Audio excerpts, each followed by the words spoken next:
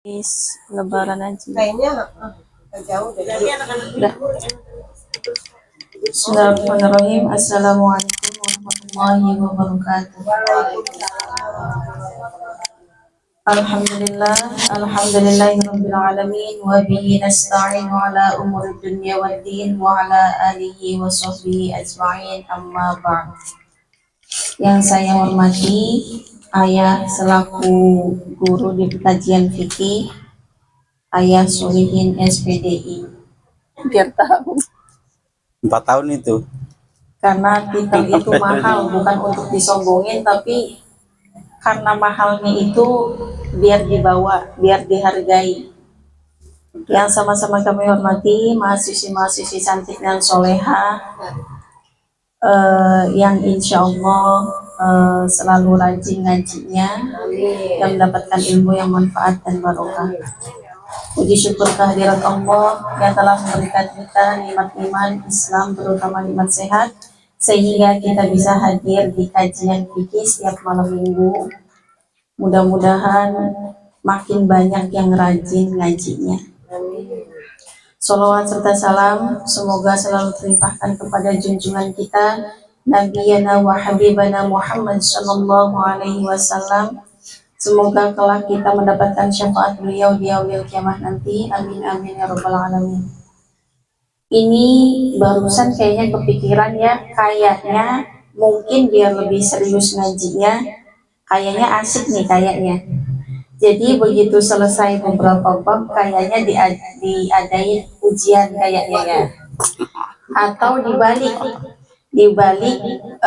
beberapa pertanyaan yang sudah diajukan dan sudah dijawab, coba kita tanyakan ulang ke mahasiswi-mahasiswi ini.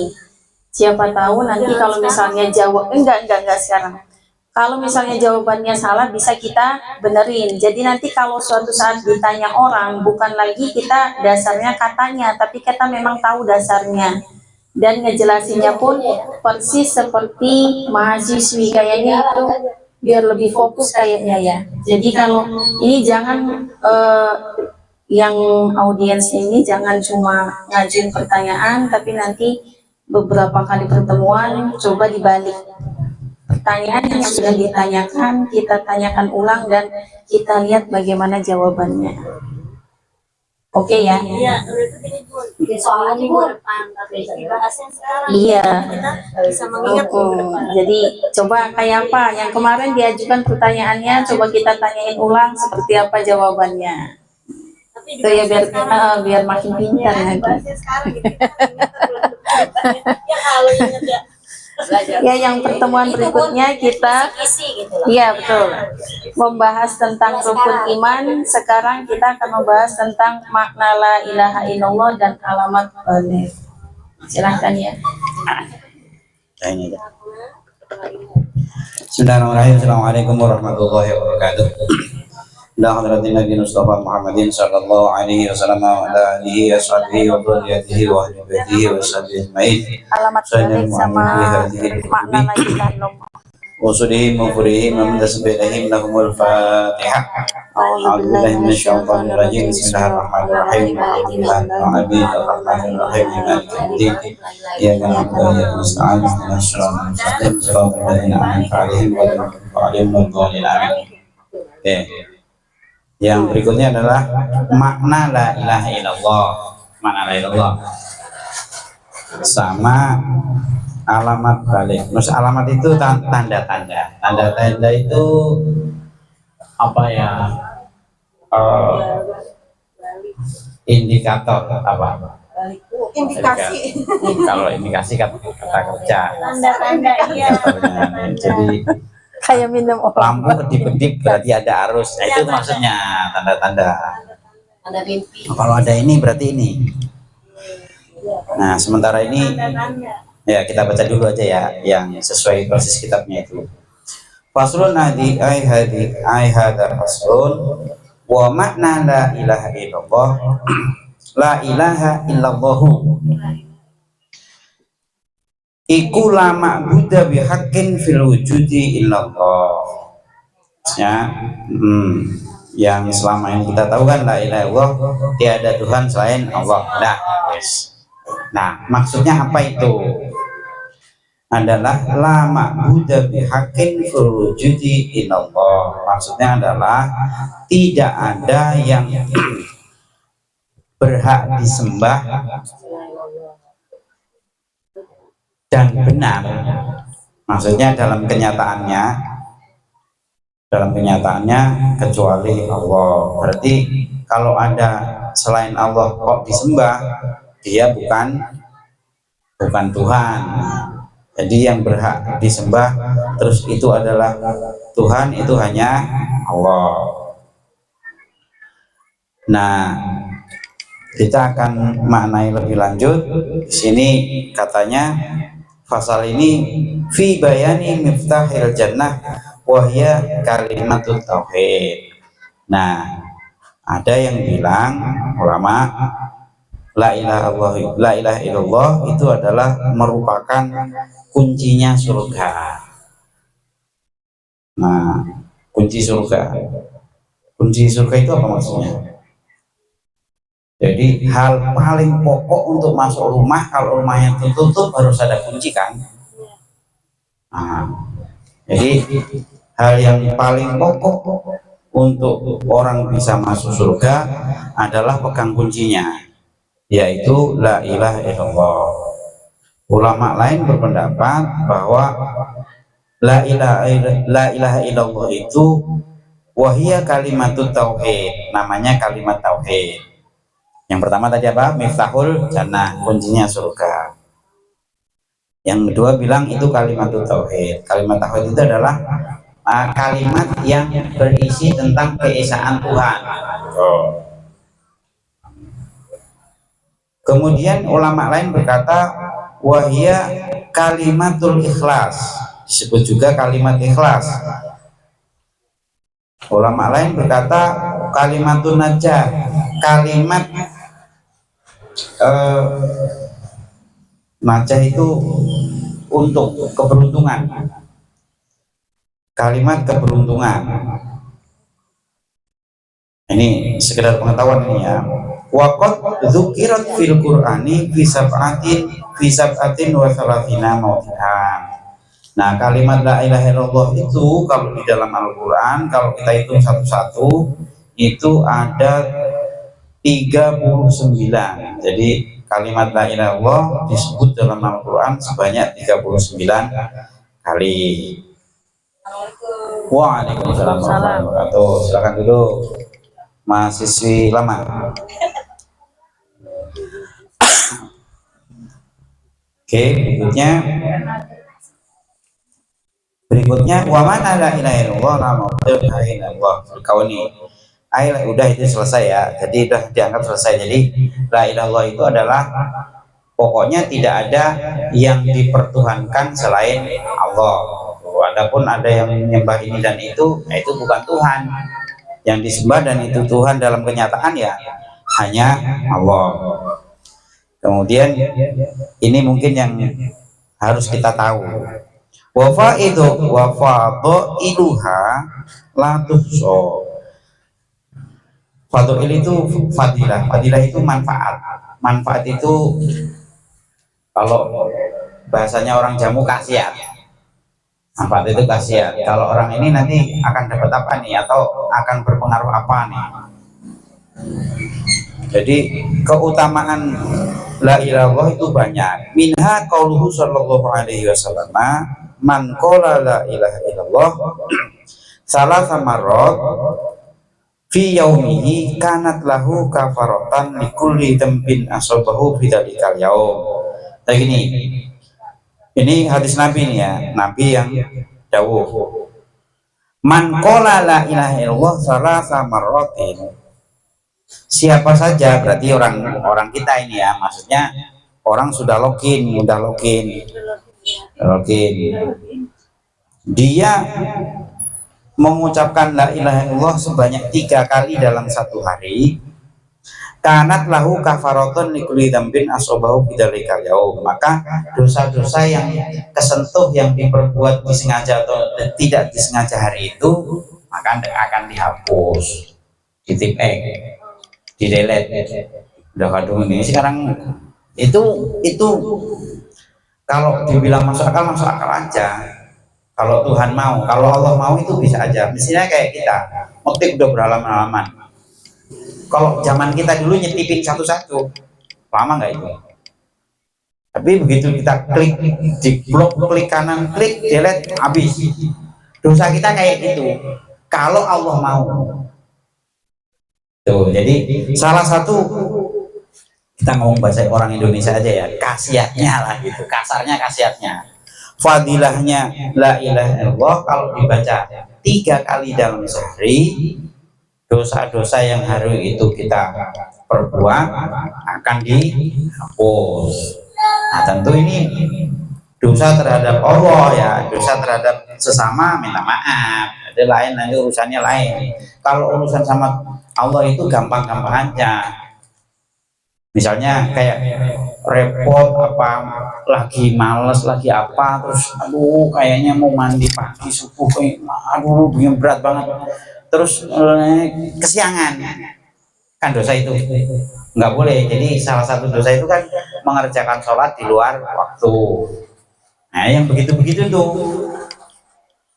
di delete nanti kalau kita baca la ilaha illallah sebanyak 3 kali dalam satu hari. Itu yang pertama. Kemudian yang berikutnya, malahan ini di kitab Taurat. Wah, kita belajar sampai ke kitab Taurat segala. Wa an Ka'ab al-Ikhbar radhiyallahu an auhallahu ta'ala ila Musa fi Taurat. Ini firman Allah terhadap Nabi Musa. Apa bunyinya?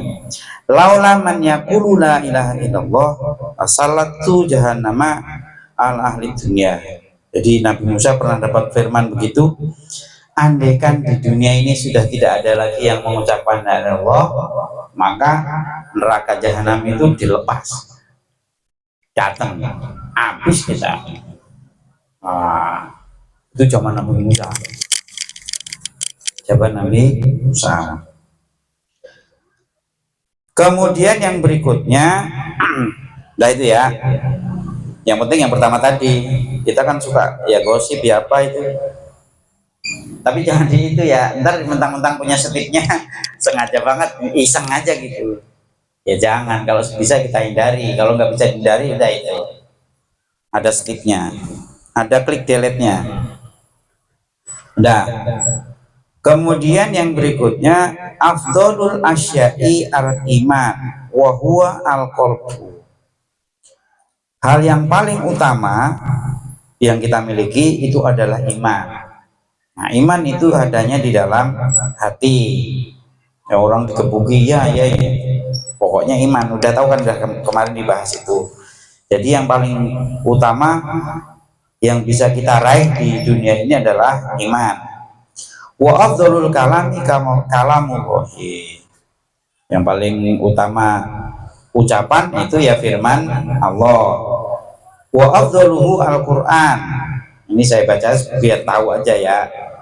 Nah, sebaik-baik kalam Allah itu adalah Al-Qur'an. Wa afdhalul kalami ba'dahu la ilaha illallah. Setelah Al-Qur'an itu hal yang paling baik lagi adalah la ilaha illallah. Kita sambil nyambil sambil la ilaha illallah, la ilaha illallah, la ilaha illallah. Fahiya afdhalu minal hamdi ala sahihi. Maka la ilaha illallah itu lebih baik dibanding alhamdulillah ya Allah, alhamdulillah dapat apa itu. Lebih utama dibanding alhamdulillah. Nah itu biar tahu aja nih ya. Kemudian kenapa la ilaha illallah dianggap lebih utama dibanding alhamdulillah? Li'annaha tanfa al-kufro, karena dengan melafatkan la ilaha illallah dan meyakini maka kekufuran itu terhapus. Nah kita jadi dapat istilah baru adalah orang kafir itu siapa? Orang kafir itu adalah orang yang tidak percaya terhadap Allah itu satu. Itu orang kafir. Nah bagaimana yang bukan muslim itu? Ya bukan muslim aja kita sebutnya ya, jangan pernah bilang kafir, jangan. Nanti mengganggu hubungan kita sebagai warga negara. Nah, kita udah tahu itu. Jadi orang kafir itu siapa? Orang ateis itu kafir. Nah, kalau dia bertuhan ya jangan disebut kafir. Apapun agamanya ya. Nah, kok nggak cocok kita, nggak cocok sama kita, ya biarin aja nggak cocok sama kita. Yang penting kita jangan apa? Jangan menghina, jangan ini, karena menghina mereka nanti kalau dia balik menghina itu sama dengan menghina kita. Al-Quran ngajari jangan menghina Tuhan yang selain agama kita, karena itu sama dengan menghina Allah. Dihina kan balik menghina kan, bapakmu tuh kurang, dia balik lagi bapakmu juga, nah, kan. Jadi menghina bapak orang sama menghina bapaknya. Mungkin itu yang tentang la ilaha illallah ya. Tadi yang harus diingat-ingat tadi, kalau ada dosa-dosa yang tiap hari ya udah, apalagi bisa 33 kali atau berapa kali ya.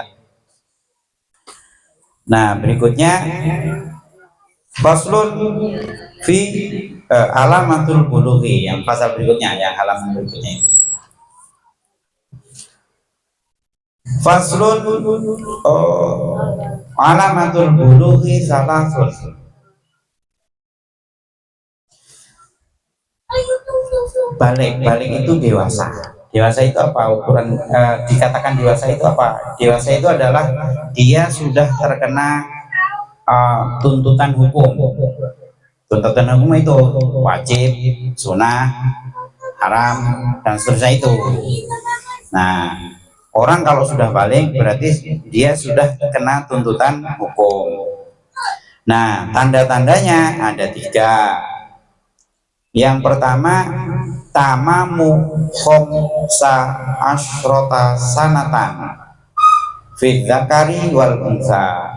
Yang pertama adalah kalau orang atau anak sudah genep 15 tahun, baik itu laki-laki atau perempuan. Ini kita ngikutin kitab ini aja ya, lebih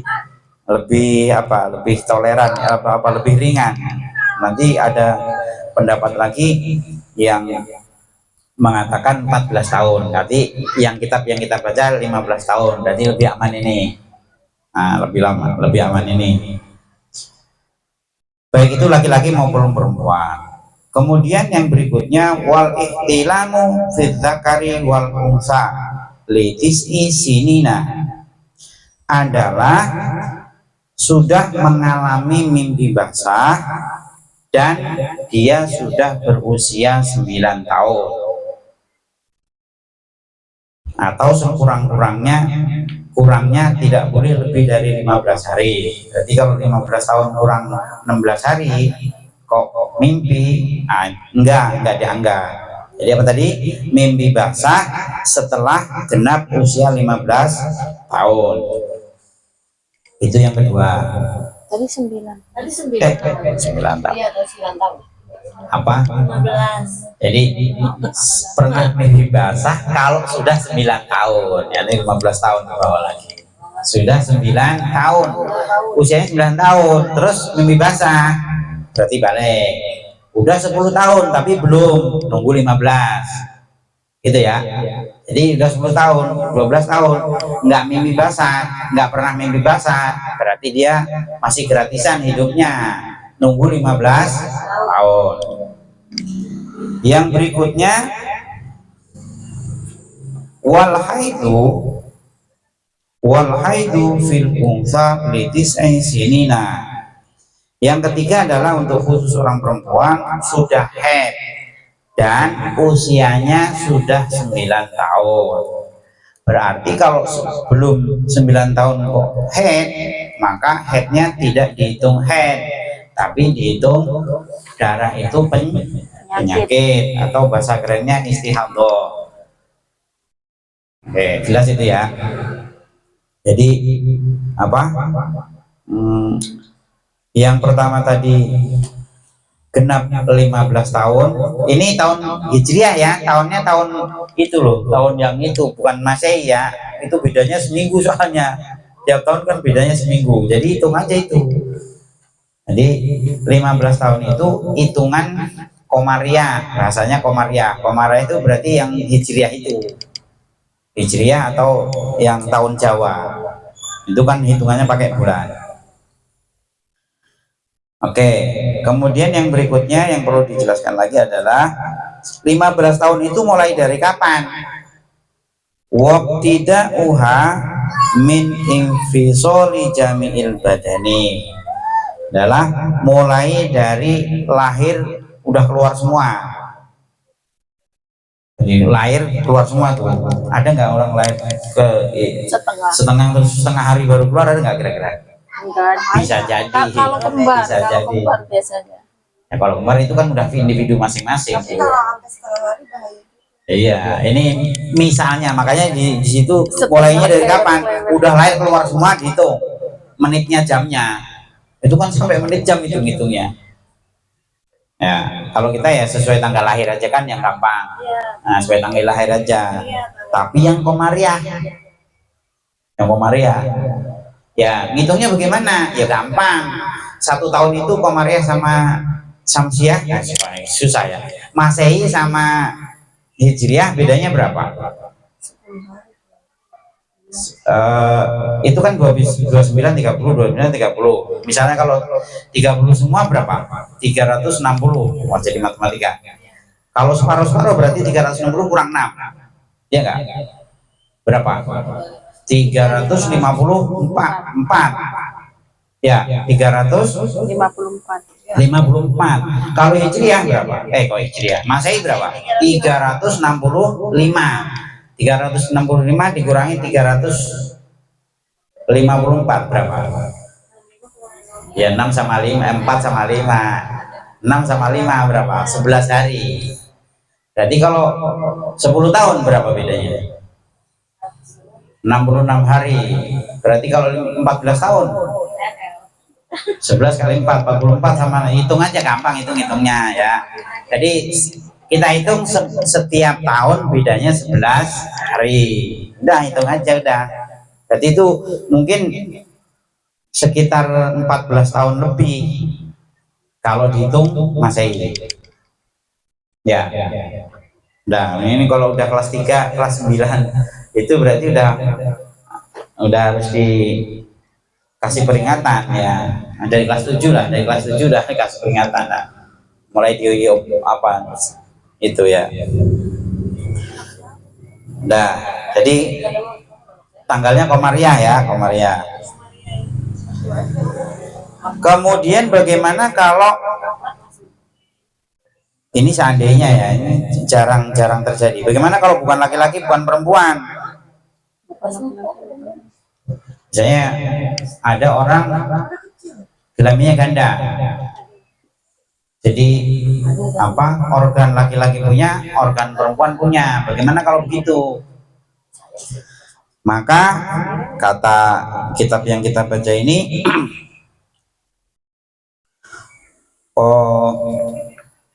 wa amal khunsa fa hukmuhu annahu in amna min dzakarihi wa hadin min farjihi hukima bihuluhi. Maksudnya gini, kalau seandainya itu kan kita ngomong ini seandainya ya, seandainya bisa jadi kan di dunia yang pernah ada kasus terus kebetulan nanti teman-teman ditanya jangan sampai nggak tahu.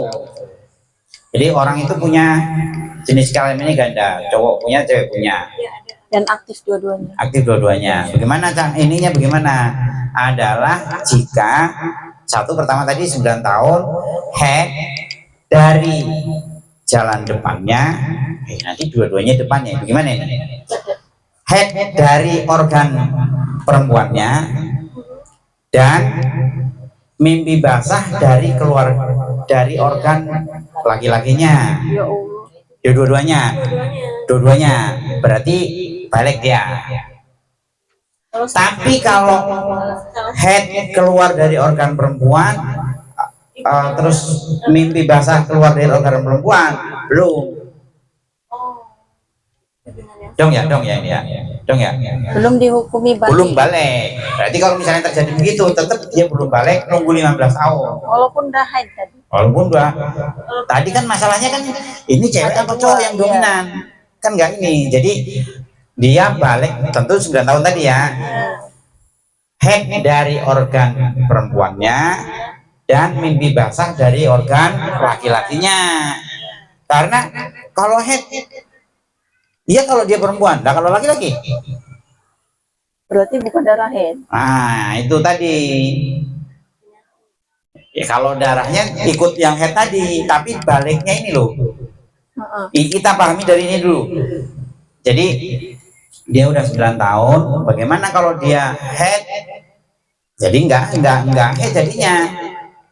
Kecuali dia head dari organ perempuannya dan mimpi basah dari organ laki-lakinya. Berarti kan dua-duanya udah itu. Di tahun yang sama. Iya, di tahun yang sama, di tahun itu.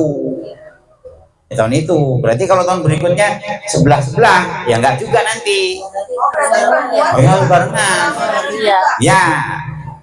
Ini yang tadi loh ya, bukan yang perempuan loh ya. Kalau perempuan kan clear tadi, udah jelas tadi. Sebaliknya dong, berarti kalau dia satu mimpi basah yang itu belum Belum, iya.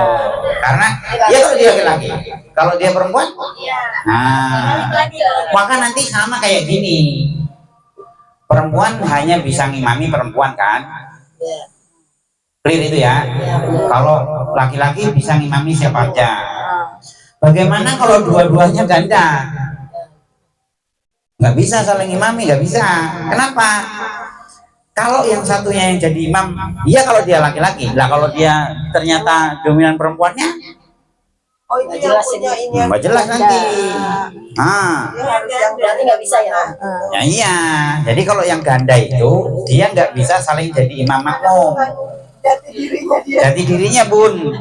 Maksudnya yang jadi imam kita kan nggak tahu persis. Harus menemukan jati dirinya dulu, lebih ke perempuan. Yes, atau pokoknya laki-laki. jangan saling makmumin.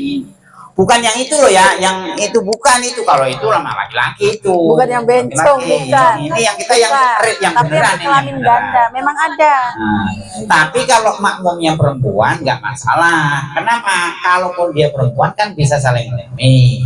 Kalau dia laki-laki ternyata ya lebih aman. Tapi kalau ngimami sesama apa tadi? Laki-laki. Sesama ganda nggak boleh. Karena ditakutkan nanti yang jadi imam. Ini kayak lesbi itu ya. Bukan. Bukan. Kalau lesbi itu hanya Kalau lesbi itu kan mentalnya. tetap perempuan tapi hanya kelainan seksnya Ada doang. yang dua, emang alat itu Ada. katanya. Emang ada. Nah, makanya diomongin itu pernah terjadi.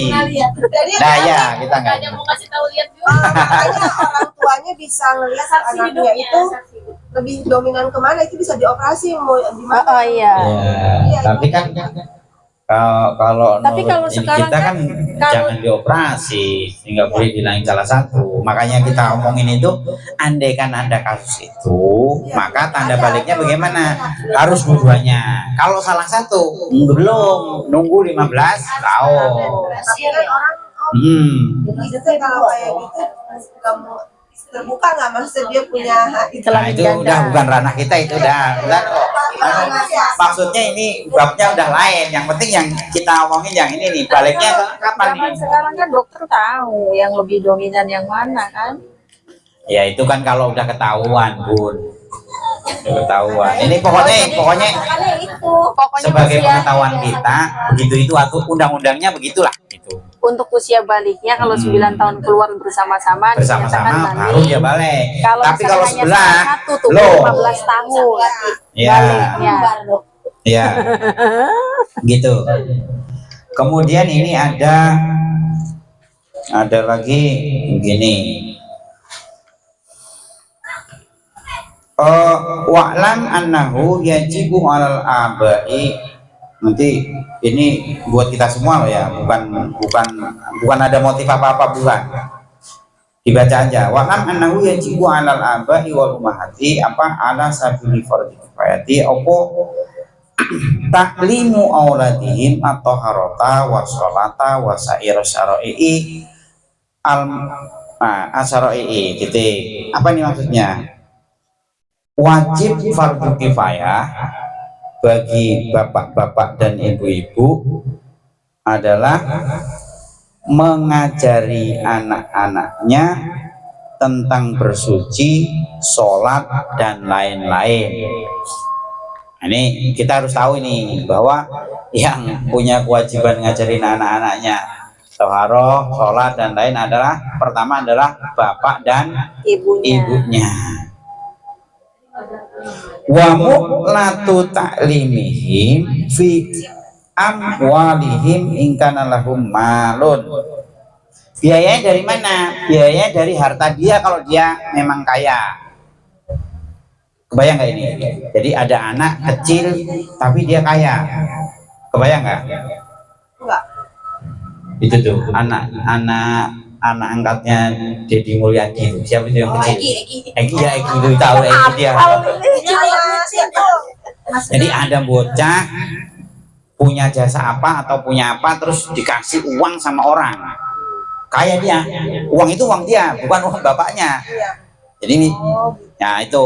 Berarti kalau dia punya uang begitu, bapaknya kalau misalnya nyekolahin mondokin pakai uang dia. Dari harta dia. Kebayang itu ya. Contohnya ya tadi dia udah apa dapat hibah, dapat apa dikasih orang itu, kayak itu lebih kaya dari bapaknya. Iya. Pak Deddy pasti nggak ngasih bapaknya, ngasih dia kan? Iya. Nah itu contohnya gitu. Maka nanti sekolahnya, mondoknya, kuliahnya pakai uang dia. Bapaknya tentu yang ini, yang ngelola bapaknya.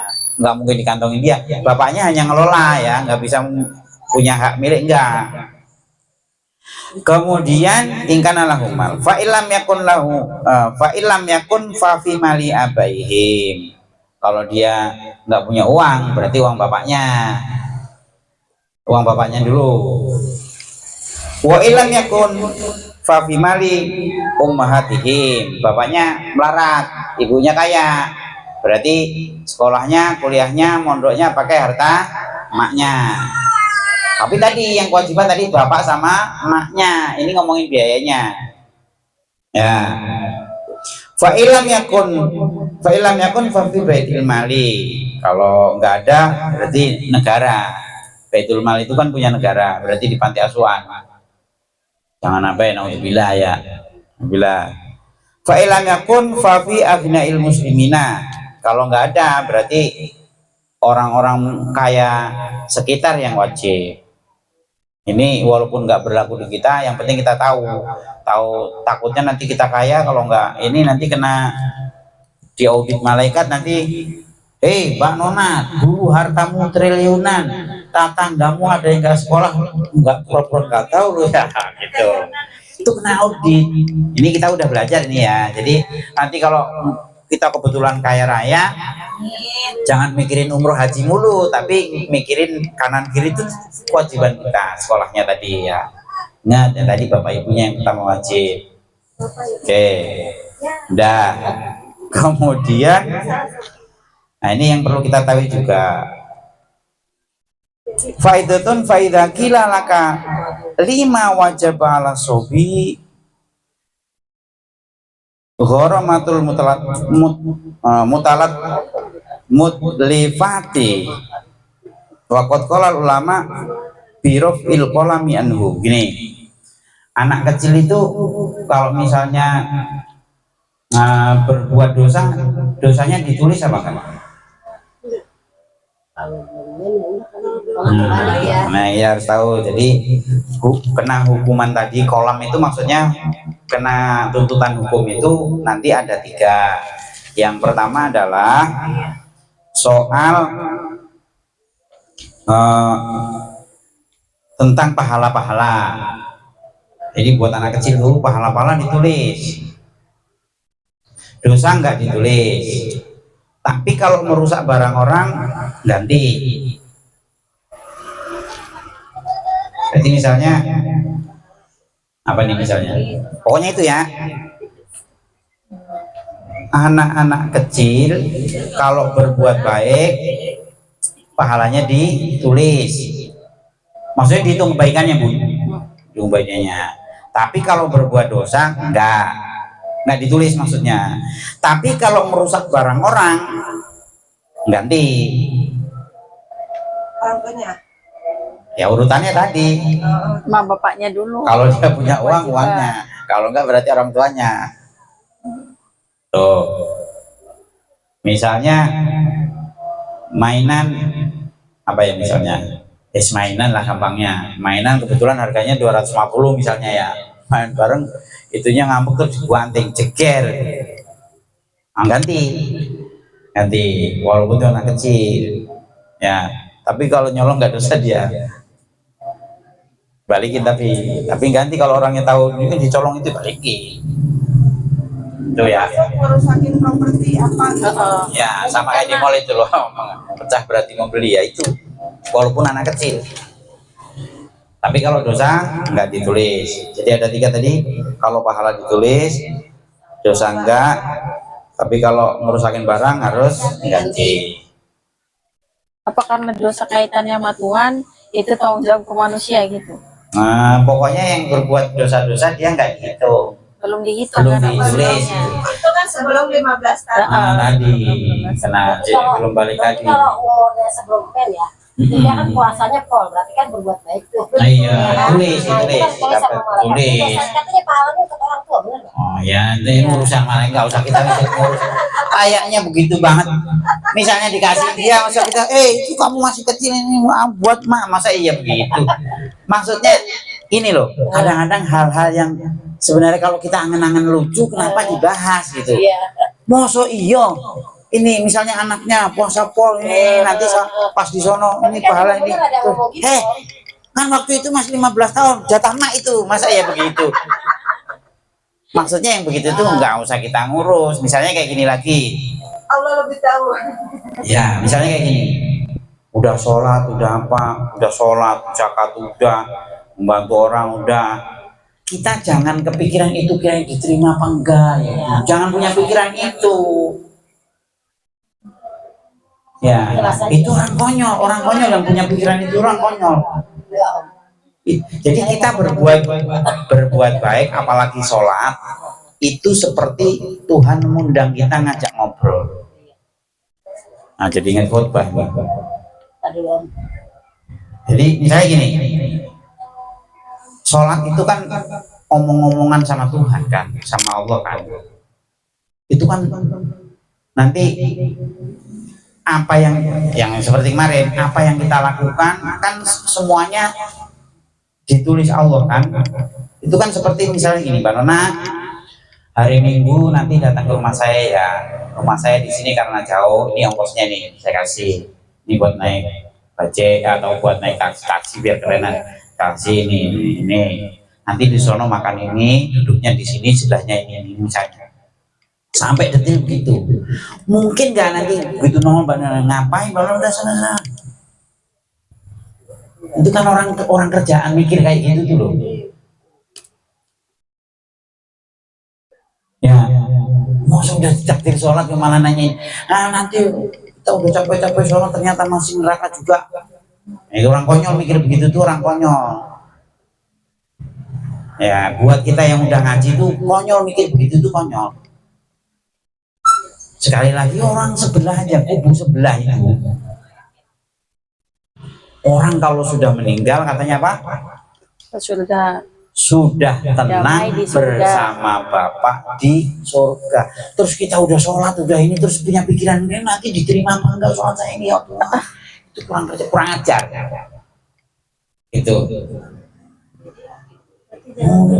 Ya jangan punya yes, pokoknya ditakdir sholat itu udah keren gitu. Kita itu kan hamba itu yang normalnya kan ya sujud ya apa segala macam kan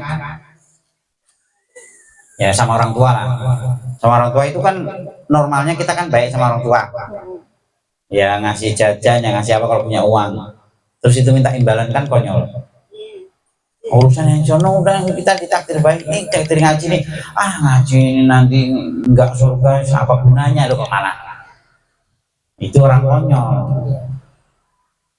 Jadi kita yang ditakdir ngaji, ditakdir sholat, ditakdir anggap aja itu udah dikasih tiket. Ada nggak orang tiba-tiba katanya ini apa cerita apa itu yang diceritain Pak Zainuddin apa itu loh yang udah santrinya berapa ribu bisa terbang semua, ternyata akhirnya itu kecil. Maksudnya itu orang udah baik ini tiba-tiba suruh khotimah ya mungkin aja tapi nggak banyak Itu kalau diangen-angen ya nggak masuk akal. Kecuali gini ya, udah diundang situ baik-baik diongkosin, ini malah bikin keributan. Nah itu lain lagi nanti. Mungkin yang begitu itu analoginya loh maksudnya. Jadi kita udah ditakdir sholat, ditakdir ngaji, ditakdir puasa, itu udah keren. Anggap aja itu udah tiket itu. Kok malah nanya capek-capek puasa, capek sholat itu diterima apa enggak? Itu ya. Nah mungkin itu, tapi tambah terakhir gini, ini soalnya saya udah kadung dengar ya, dengar. Jadi ketahui bunda dengar apa enggak itu. Jadi ada orang tuh, memangnya itu mondok di mana, sekolah di mana, kasarnya kan gitu, ngajar ngaji begitu tuh. Udah kadung, sayanya udah kadung denger. Makanya ini saya kasih tahu dah. Saya dulu di kampung itu kurang lebih 3 tahun lah. Itu yang ngaji serius, yang intens gitu ngaji. Habis itu saya ke Lirboyo, Pondok Lirboyo. Itu saya 9 tahun di sana.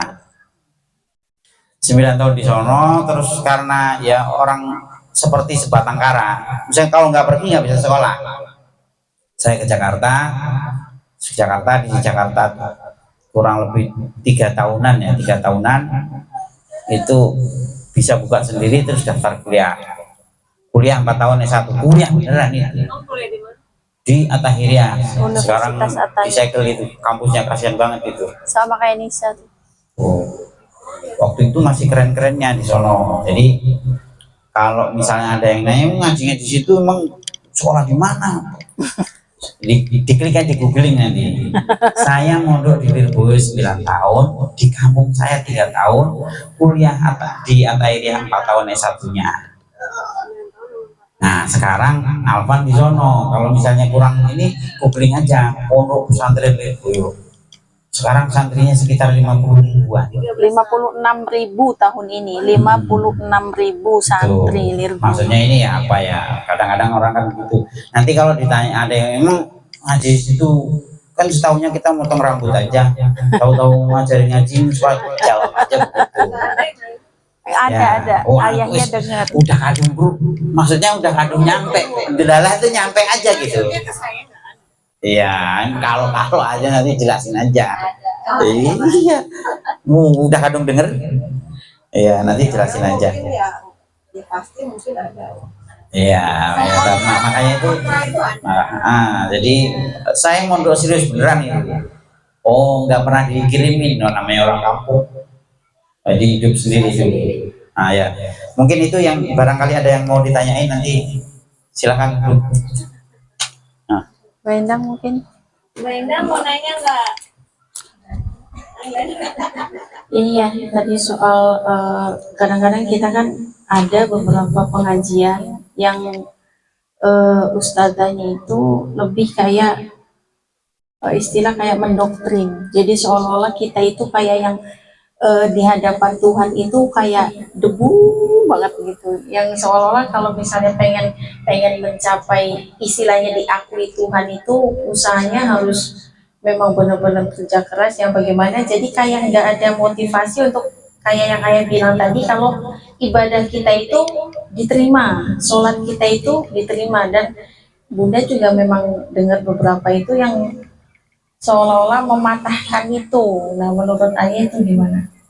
Ya, tadi yang mau digarisbawahi apanya itu? Doktrin itu ya. Doktrin. Kalau kata biasa kita begini, ngaji kita itu benar, itu harus berani dikritik orang. Maksudnya harus dibawa keluar itu, jangan benar sendiri tapi diumpetin gitu. Istilahnya uji lapangan. Ya bahaya kalau misalnya ngaji sendirian terus ini nggak pernah bergaul sama orang, nggak pernah didebat orang. Nah itu bisa diragukan. Makanya sengaja itu barangkali nanti ada yang ingin terus ada yang protes, alhamdulillah itu enggak begitu itu ya, keren itu malahan. Tuh, iya. Nah kalau enggak, doktrin itu bukan belajar. Doktrin itu belajar itu terbuka. Kalau di pesantren itu seperti Mbak Nona bilang tadi, menyiapkan pelajaran yang mau dibahas, mengulangi yang sudah lalu. Nanti kalau nggak percaya tanya Alvan kalau pulang. Kalau di kampus apa? Mahasiswa masing-masing bikin makalah kan? Dosennya nggak mau bikin makalah. Dosen hanya nyambungin kalau ada pertanyaan yang nggak kejawab. Yang nggak bisa dijawab. Jadi kalau belajar itu harus terbuka. Terbuka itu kita nggak alergi yang kita dapat itu didengar orang. Nanti Mbak Sri ditanya, jelasin aja. Saya yakin ini sebenarnya kalau udah misalnya udah mencar sendiri-sendiri, saya nggak kelihatan, Bunda nggak kelihatan, kalau ditanya pasti lancar, yakin itu. Ini kalau dia jawab, ya ya ada biangnya. Itu kan seperti orang ada biangnya suruh ngomong itu pasti ini. Kayak Bunda dulu. Nah Bunda aja begitu, jadi ini. Jadi Bunda itu kan benang merahnya itu kan gini, temen saya di kampus itu temen Bunda di pesantren tuh. Teman saya itu perempuan juga, ya runcang-runcungnya tapi memang temen. Terus dikenalin Bunda itu begitu semester 3 saya semester 7, aku jadi ini dimatiin aja.